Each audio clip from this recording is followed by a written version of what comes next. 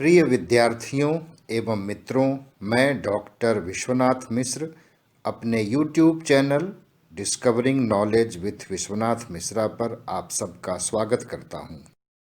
आज हम प्लेटो के न्याय सिद्धांत का एक तुलनात्मक अध्ययन का प्रयास करेंगे, जिसमें न्याय के अन्य जो सिद्धांत स्थापित किए गए हैं उसके आधार पर प्लेटो के न्याय सिद्धांत की समीक्षा का प्रयास करेंगे। पर उस विषय पर जाने से पहले हम यहाँ जरूरी समझते हैं कि कार्ल पॉपर के एक टिप्पणी का उल्लेख कर लें। प्लेटो के न्याय सिद्धांत की आलोचना करते हुए कार्ल पॉपर ने अनेक कठोर टिप्पणियां की हैं।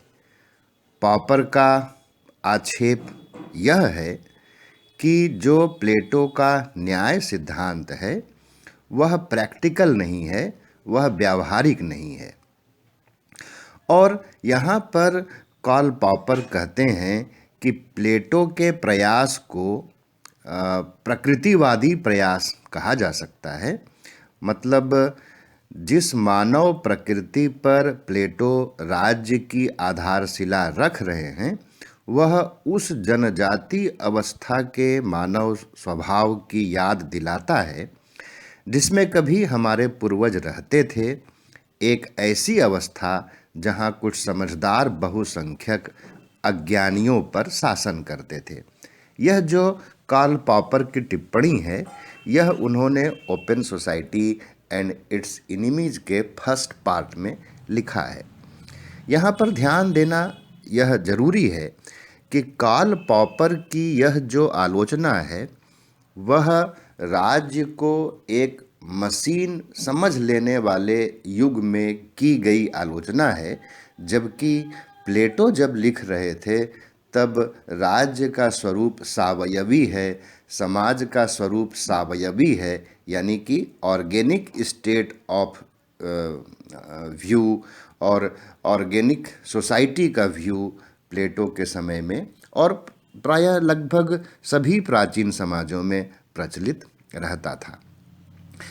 कार्ल पॉपर की एक जो दूसरी आलोचना है वह यह है कि जब हस्तक्षेप का सिद्धांत मतलब नॉन इंटरफियरेंस प्लेटो के न्याय सिद्धांत की मूल विशेषता है, तब आखिर बिना हस्तक्षेप किए कोई शासक शासन कैसे चला सकता है। यानी कि जो शासक वर्ग है, जो दार्शनिक शासक है, उसे अन्य वर्गों के कार्यों में हस्तक्षेप करने की तो जरूरत पड़ेगी ही, क्योंकि बिना हस्तक्षेप के वह शासन नहीं कर सकता है। तो फिर इस हालत में स्वयं जो प्लेटो के न्याय सिद्धांत में नॉन इंटरफियरेंस की बात है उसका खंडन हो जाता है। कार्ल पॉपर के इस तर्क को भी देखें तो यह दिखाई पड़ता है कि कार्ल पॉपर यह कह रहे हैं कि प्लेटो का जो न्याय सिद्धांत है वह व्यावहारिक नहीं है। कार्ल पॉपर एक तीसरी आलोचना भी करते हैं प्लेटो के न्याय सिद्धांत को लेकर के, और वह है कि प्लेटो का जो न्याय सिद्धांत है वह एक सर्वाधिकारवादी टोटलिटेरियन स्टेट की डिमांड करता है। हालांकि आगे चलकर जब हन्ना अरेंट ने टोटलिटेरियनिज्म पर लिखा तो उन्होंने ऑटोक्रेसी, अधिनायक तंत्र और सर्वाधिकारवाद यानी कि टोटलिटेरियनिज्म में अंतर किया और यह बताया कि जो टोटलिटेरियनिज्म है वह एक मास सोसाइटी में आकर के ही जन्म ले सकता है और वह ऑटोक्रेसी से अलग है। टोटलिटेरियनिज्म ऑटोक्रेसी से अलग इसलिए है कि हन्ना अरेंट कहती हैं कि एक जन समाज में, मास सोसाइटी में, जब जनता स्वयं हिंसा के प्रयत्नों को, मतलब जो शासन के द्वारा हिंसा किए जा रहे हैं, हिंसा की जो संरचनाएं स्थापित की जा रही हैं, उनको जब वैधता प्रदान करने लगते हैं तब इसी से टोटलिटेरियनिज्म का जन्म होता है। तो कम से कम यह बात जो प्लेटो का न्याय सिद्धांत है और जो प्लेटो का आइडियल स्टेट है उस पर ठीक तरीके से लागू नहीं होता है। तो यह तो थी जो टिप्पणी की गई है कार्ल पॉपर के द्वारा उस पर एक समीक्षा। और अब आइए हम प्लेटो का जो न्याय सिद्धांत है उसकी हम अन्य न्याय के सिद्धांतों से कैसे तुलना कर सकते हैं और कैसे हम उसके आधार पर एक समीक्षा कर सकते हैं। तो देखिए कि समकालीन राजनीतिक सिद्धांत के प्रमुख उन्नायक जॉन रॉल्स ने अपनी प्रसिद्ध कृति में न्याय को सामाजिक संस्थाओं का प्रथम सद्गुण कहा है। किंतु रॉल्स सद्गुण के रूप में सभी के लिए समान स्वतंत्रता का ध्येय रखते हैं। वे अन्याय को तब जायज मानते हैं जब यह किसी बड़े अन्याय को रोकने के लिए हो। इस तर्क में यदि अन्याय को महत्व दिया जाए तो यह थ्रेसीमेकस के तर्क की प्रतिध्वनि है। यदि रॉल्स के उद्देश्य को महत्व दिया जाए तो यह ग्लॉकन के तर्क की प्रतिध्वनि है, क्योंकि रॉल्स भी समाज के कमजोर तबके को उसकी असमान पृष्ठभूमि के कारण समान स्वतंत्रता से वंचित रहने के चलते होने वाले अन्याय को दूर करना चाहते हैं। रॉल्स मानते हैं कि किसी भी ऐसे समाज में जहां लोग असमान पृष्ठभूमि में रहते हैं वहां वितरण की कोई भी प्रणाली न्यायपूर्ण नहीं हो सकती है, क्योंकि यह असमान पृष्ठभूमि ही है जो यह सुनिश्चित करती है कि लोग अपने जीवन में किन उद्देश्यों के साथ जीना चाहते हैं।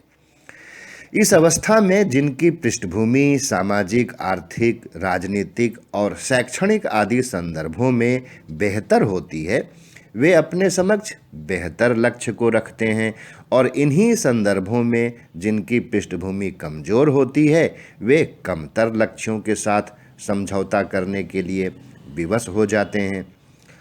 रॉल्स की अपेक्षा है कि समान पृष्ठभूमि लोगों में समान लक्ष्यों के चयन और समान योग्यता को जन्म देती है।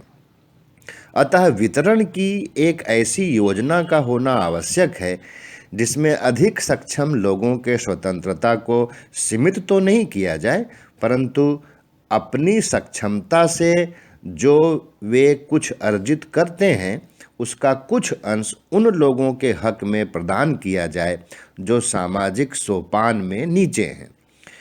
वितरण की यह योजना ऐसी हो कि इसमें वितरण का लाभ उस व्यक्ति को सबसे अधिक प्राप्त हो जिसकी पृष्ठभूमि सबसे अधिक खराब है। रॉल्स को विश्वास है कि इस तरीके की वितरण योजना से एक ऐसा समय आएगा जब असमान पृष्ठभूमि की समस्या को हल कर लिया जाएगा। प्लेटो का तर्क अलग है। वे यह नहीं मानते हैं कि किसी भी अवस्था में सभी लोगों के ध्येय एक ही जैसे हो सकते हैं।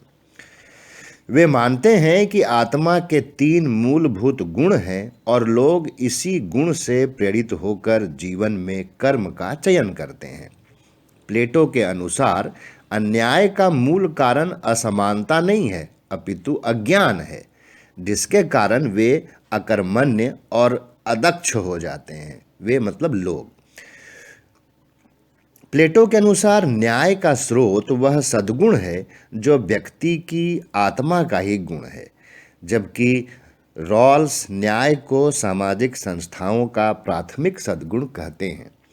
रॉल्स की न्याय की धारणा व्यक्ति को पृष्ठभूमि रहित बना देती है, जबकि प्लेटो का न्याय सिद्धांत व्यक्ति की एक शाश्वत पृष्ठभूमि को स्वीकार करती है। शाश्वत मतलब जो यूनिवर्सल, सबके लिए एक ही जैसा एप्लीकेबल हो। प्लेटो का जो न्याय सिद्धांत है वह कोई बाहरी तत्व नहीं है, यह अपनी ही अंतरात्मा की आवाज़ है जिसके द्वारा नैतिक, आर्थिक, राजनीतिक, सैनिक सभी कर्तव्यों को पूरा किया जाना है। इसके विपरीत रॉल्स के न्याय सिद्धांत का स्वरूप भौतिक है, उसका कोई नैतिक लक्ष्य नहीं है और मूलतः राजनीतिक उद्देश्यों की प्राप्ति तक सीमित है। यद्यपि उसमें भी आर्थिक, सामाजिक एवं सांस्कृतिक परिणाम संभावित हैं। मतलब जॉन रॉल्स के न्याय के सिद्धांत को लागू करने पर उसके भी सामाजिक आर्थिक परिणाम आते हैं। अंततः इस तथ्य से इनकार नहीं किया जा सकता है कि दोनों के न्याय सिद्धांत का उद्देश्य मानव जाति के लिए एक बेहतर भविष्य का निर्माण करना है, भले ही उन दोनों के मतलब प्लेटो के और जॉन रॉल्स के रास्ते अलग अलग हों। अब आइए मार्क्सवादियों का जो न्याय का विचार है उसके आधार पर हम प्लेटो के न्याय सिद्धांत की एक समीक्षा कर लेते हैं। मार्क्सवादियों ने न्याय को वर्ग संबंधों का उत्पाद माना है। इसी कारण वे मानते हैं कि एक वर्गविहीन समाज में पूंजीवादी न्याय की संरचनाएं और अवधारणाएं पूरी तरह अप्रासंगिक हो जाएंगी। कहाँ अप्रासंगिक हो जाएंगी? एक साम्यवादी समाज में। और क्या अप्रासंगिक हो जाएंगी? पूंजीवादी न्याय की संरचनाएं।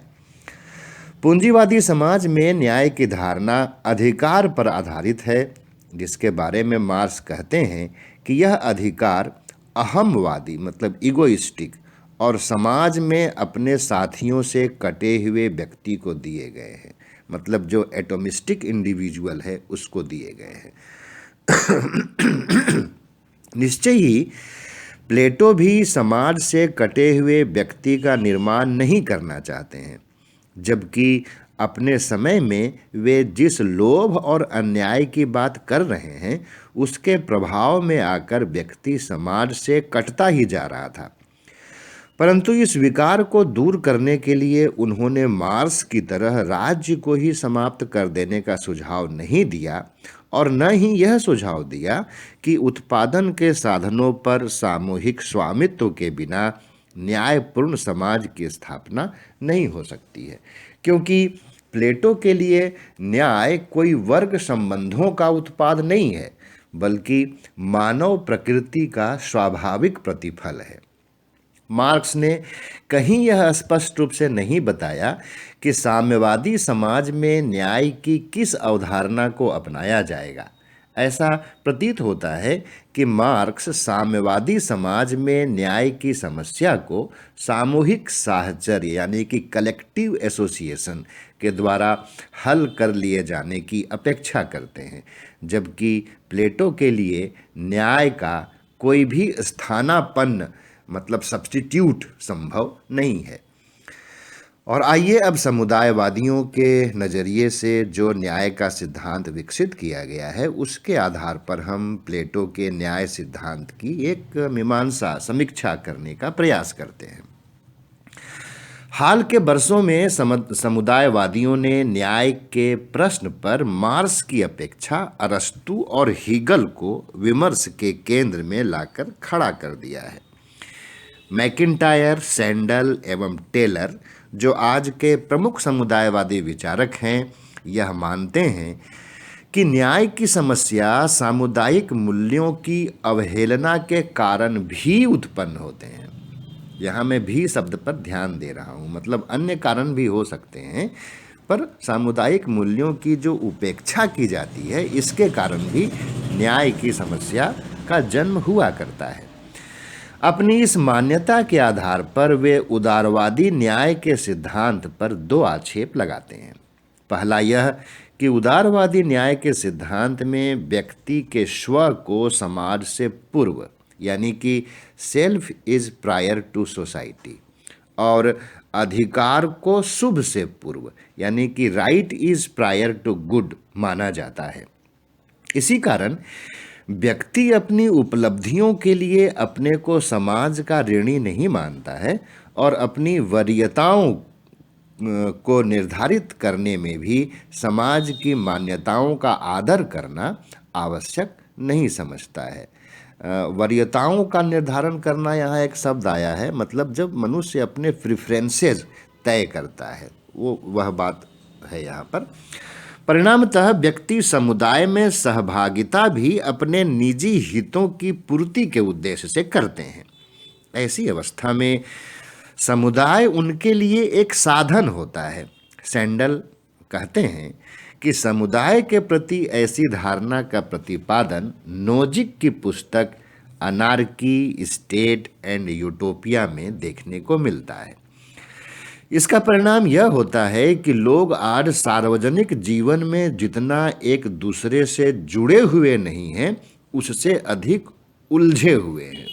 यह माइकल सैंडल का ही कथन है। मैं फिर से एक बार उसको दोहरा देता हूँ।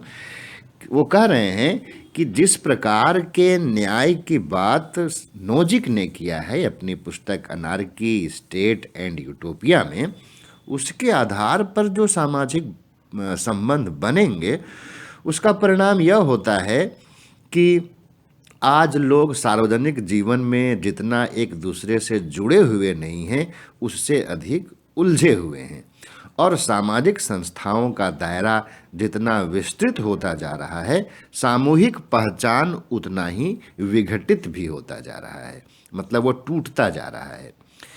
प्लेटो के न्याय सिद्धांत में सामाजिक पहचान का आधार व्यक्तिगत गुण और कर्म है। इन्हीं से राजनीतिक संस्थानों का भी उदय होता है।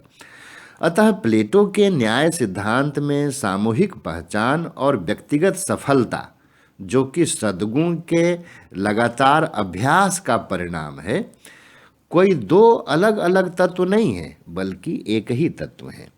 प्लेटो के न्याय सिद्धांत में व्यक्ति के व्यक्तिगत जुड़ाव और व्यक्ति के सामुदायिक जुड़ाव में अंतर नहीं है, बल्कि यह दोनों भी एक ही हैं। समुदायवादी यह मानते हैं कि नैतिकता, परोपकार और सद्भाव जैसे गुण संघर्ष की संभावनाओं को कम कर देते हैं, और सहभागी लक्ष्य भी लोगों में मैत्री, प्रेम और सौहार्द को बढ़ावा देते हैं, जिसके परिणाम स्वरूप न्याय की अनेक समस्याओं का समाधान हो जाता है। परंतु उदारवादी न्याय की धारणा समाज से कटे हुए व्यक्ति को केंद्र में रखती है और राज्य सामाजिक नैतिकता के प्रति तटस्थता का भाव अपनाता है, जिसके चलते सामाजिक नैतिकता और मूल्य उपेक्षित हो जाते हैं। यह उपेक्षा अंततः न्याय को एक स्वतः स्फूर्त प्रेरणा नहीं बने रहने देती है, बल्कि ऐसे समाज में न्याय एक शिकंजा बन जाता है। न्याय एक शिकंजा बन जाता है, यह माइकल सैंडल का ही कथन है। कहाँ पर बन जाता है? तो एक उदारवादी समाज में बन जाता है। और आपको पता ही है कि जो समुदायवादी विचारक हैं वह उदारवाद की और फिर आगे चल कर के जो जॉन रॉल्स की का इगलिटेरियनिज्म है, उसकी समालोचना के आधार पर अपने तर्कों को स्थापित करते हैं। दूसरी ओर प्लेटो के न्याय सिद्धांत में न्याय स्वभावगत कार्य होने के कारण स्वतः स्फूर्त है, तथापि न्याय को एक स्वतः स्फूर्त प्रेरणा बनाए रखने हेतु एक व्यापक कार्य योजना प्लेटो अपनाते हैं, जिसमें शिक्षा और साम्यवाद दोनों शामिल हैं। यहाँ एक तथ्य का स्पष्टीकरण आवश्यक है, और वह यह है कि समुदायवादी न्याय की अपनी संकल्पना में प्लेटो की अपेक्षा अरस्तु और हीगल को आदर्श मानते हैं, जिसके बारे में मैंने पहले ही कहा था। इसका कारण यह है कि प्लेटो को उन सामाजिक संस्थाओं से परहेज है जो विकृत राज्य में उपलब्ध हैं, और वे सामाजिक संस्थाओं की एक नई संकल्पना प्रस्तुत करते हैं। परंतु ऐसा करते हुए उन्होंने सामाजिक संस्थाओं की जो संकल्पना प्रस्तुत की है, वह व्यक्ति के मूल स्वभाव पर ही आधारित है। इसके विपरीत समुदायवादी सामाजिक संस्थाओं के वर्तमान स्वरूप में बदलाव की जगह व्यक्ति के सामाजिक स्वरूप को पुनः स्थापित करना चाहते हैं, जिसके बीज उन्हें अरस्तु और हीगल के चिंतन में दिखाई पड़ते हैं। जबकि अरस्तु का यह कथन कि मनुष्य एक सामाजिक प्राणी है, और प्लेटो का यह कथन कि राज्य की उत्पत्ति ओक के वृक्षों और पत्थरों से नहीं, बल्कि उनमें निवास करने वाली जनता के चरित्र से होता है, एक ही परिणाम को जन्म देते हैं। अब यहाँ प्रश्न किया जा सकता है कि समुदायवादी प्लेटो को अपना आदर्श क्यों नहीं मानते हैं। इसका उत्तर यह है कि समुदायवादी अधिकार के उदारवादी प्रतिमान को पूरी तरह छोड़ना नहीं चाहते हैं, मात्र उसमें व्यक्ति के सामाजिक स्वरूप को जोड़ना चाहते हैं, जो कि प्लेटो के कर्तव्यपरायण चिंतन में भी देखने को मिलता है।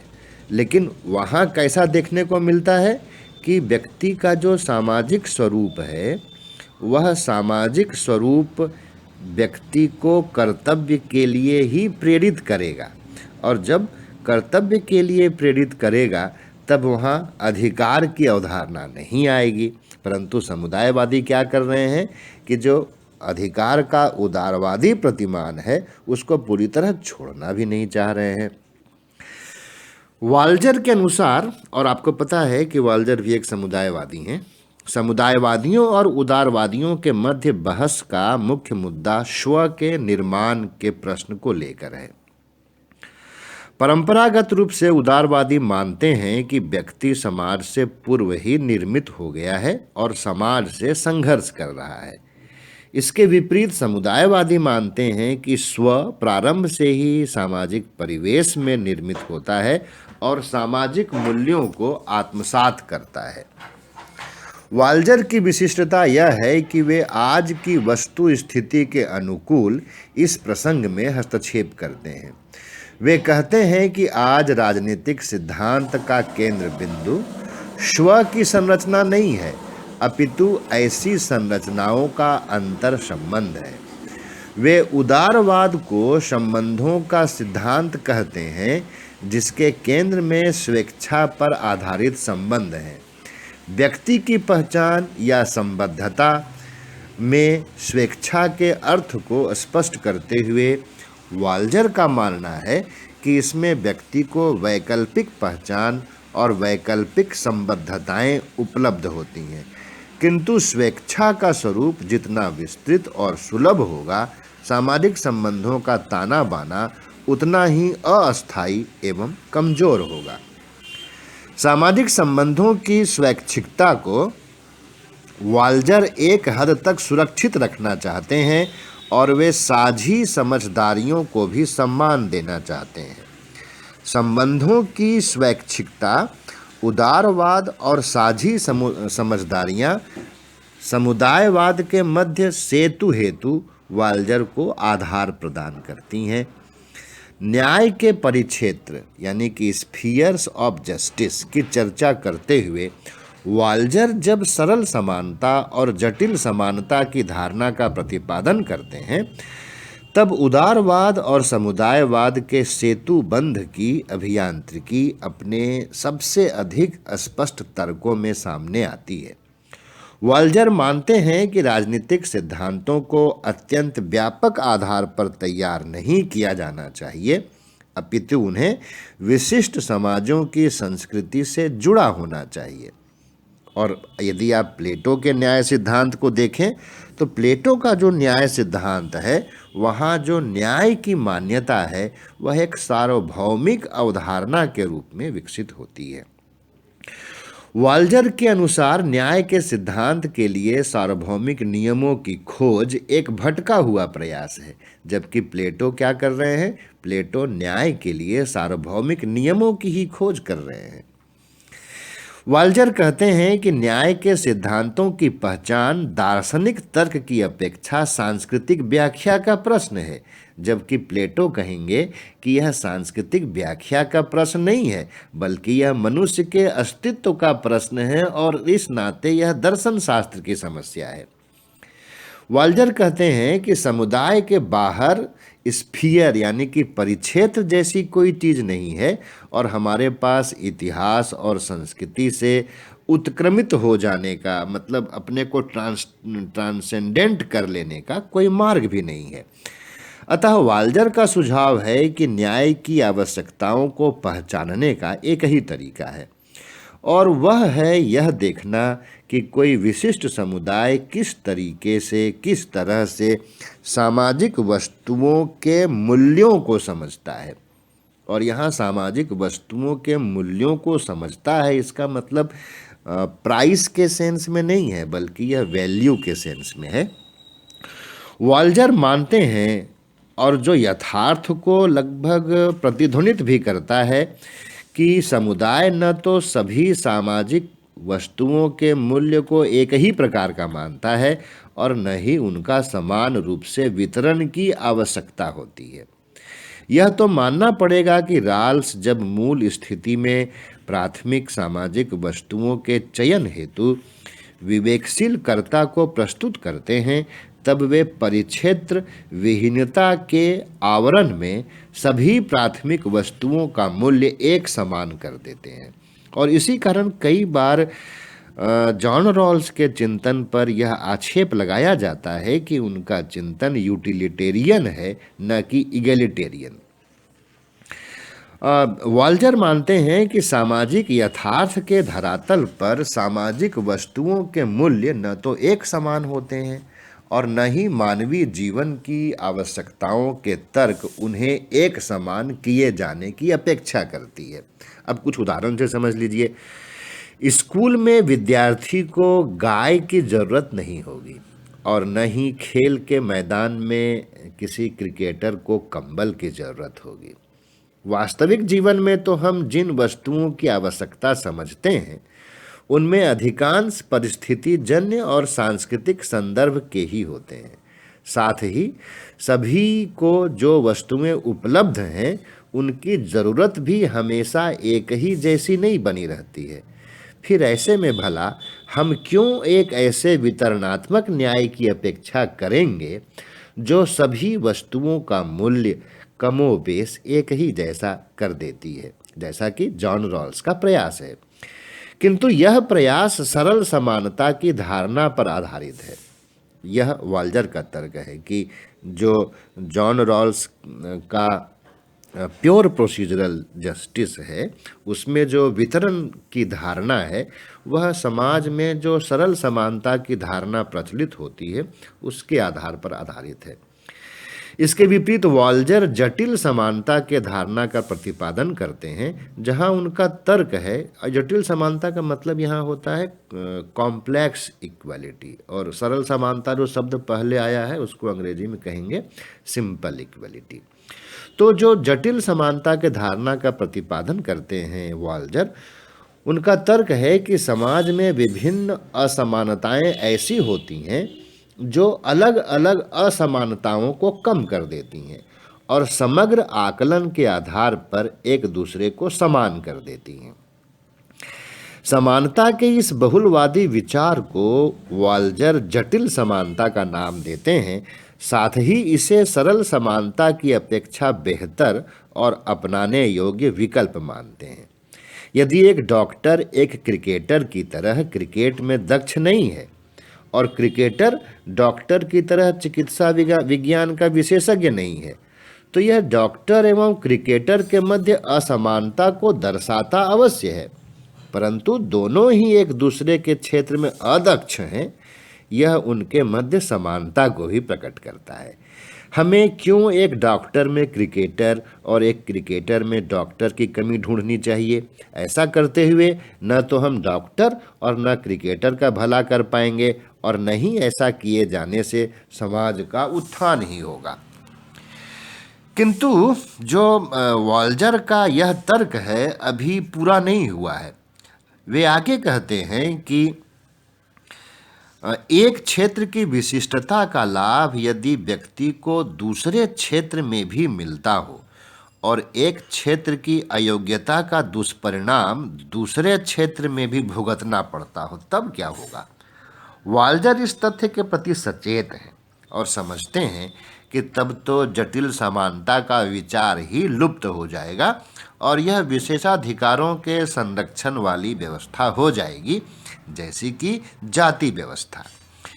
इसी कारण वॉल्जर एक परिक्षेत्र की सामाजिक वस्तुओं को जीवन के एक ऐसे क्षेत्र में जो जीवन के एक ऐसे क्षेत्र में प्रभावी हैं, डोमिनेंट हैं, जो दूसरे क्षेत्र को भी प्रभावित कर सकते हों, उनको वॉल्जर अनुमति नहीं देते हैं।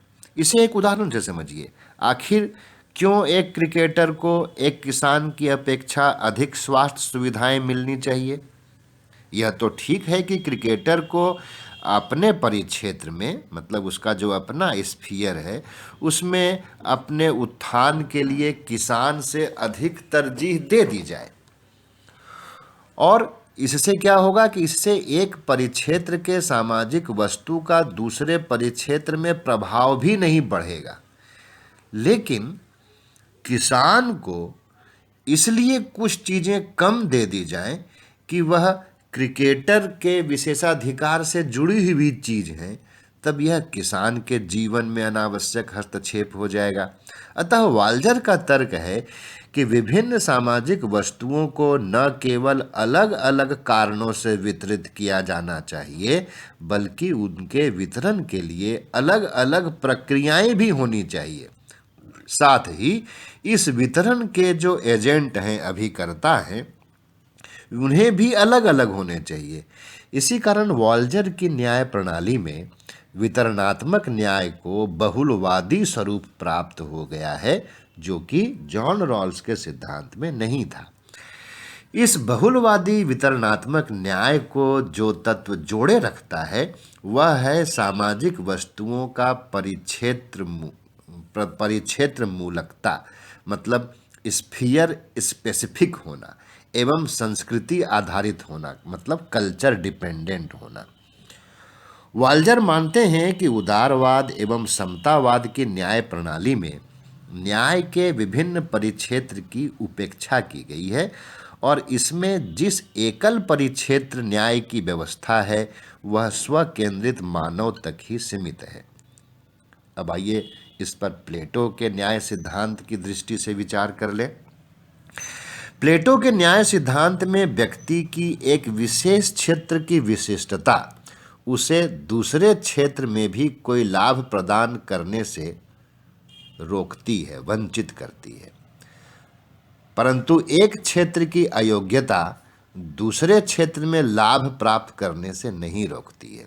उदाहरण के लिए दार्शनिक शासक विवेक के क्षेत्र में जिस विशिष्टता का लाभार्थी है वही विशिष्टता उसे उत्पादन के क्षेत्र में लाभार्थी होने से रोकती है।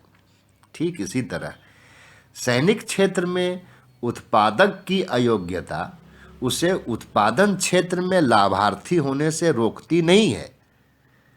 इसका मतलब यह हुआ कि जो प्लेटो का न्याय सिद्धांत है उस न्याय सिद्धांत को हम वाल्जर के द्वारा प्रस्तावित किए गए स्फीयर ऑफ जस्टिस से भी जोड़ करके देख सकते हैं, और जहां हम पाते हैं कि प्लेटो ने एक क्षेत्र की विशिष्टता का लाभ व्यक्ति को दूसरे क्षेत्र में भी मिल जाए इससे रोकने का प्रयास किया है, लेकिन एक क्षेत्र में व्यक्ति की जो अयोग्यता है उसके आधार पर वह दूसरे क्षेत्र में विशिष्टता अर्जित करने से रोक दिया जाए, प्लेटो ऐसी व्यवस्था भी नहीं बनाते हैं।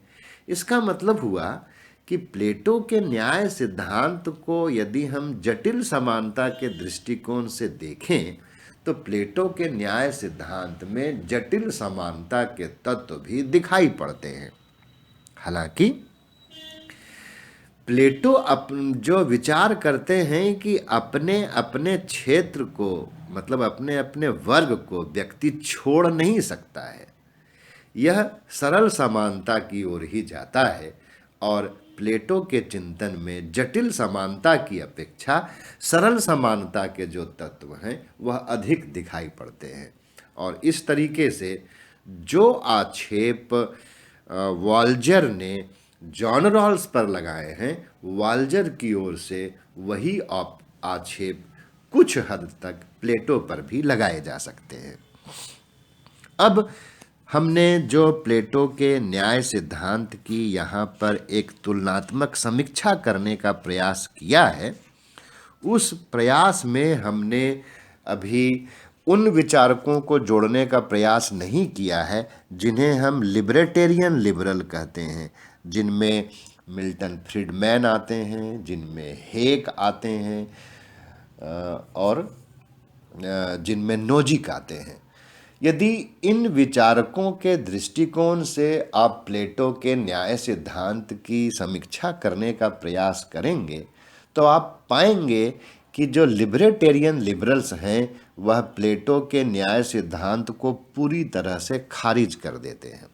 खारिज इसलिए कर देते हैं कि जो लिबर्टेरियन लिबरल्स हैं उनके चिंतन में जो कम्पिटिटिव मार्केट इकोनॉमी है उसको इस्टेब्लिश करने की, उसको स्ट्रेंथन करने की प्लानिंग अधिक है।